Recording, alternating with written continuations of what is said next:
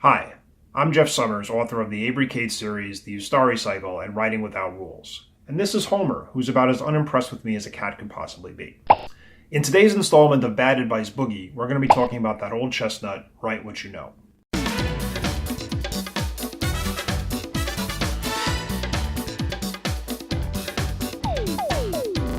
Now, write what you know, like a lot of writing advice, is not inherently bad advice. There's a kernel of truth to it. There's some good stuff you can take away from it. The problem with write what you know, as I discuss in a little bit more detail in the blog post, is that it gets applied way too literally and way too rigidly.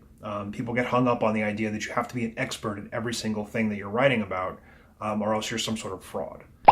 This has a really, really deleterious effect on first drafts especially. First drafts are supposed to be exciting, fun, creative, sort of a race to the finish line.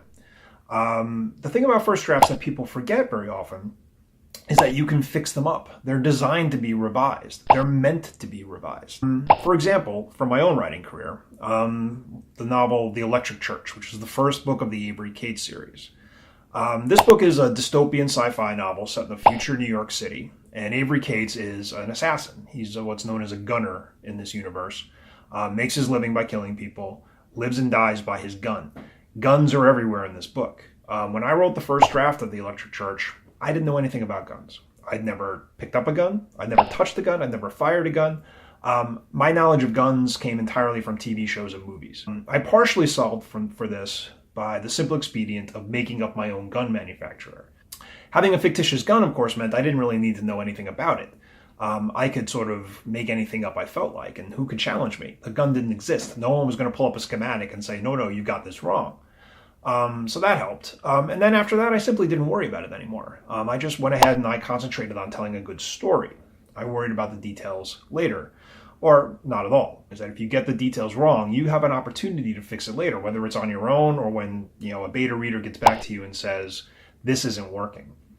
If I had stopped to take a master class in gun handling, is it possible that the first draft would have been better?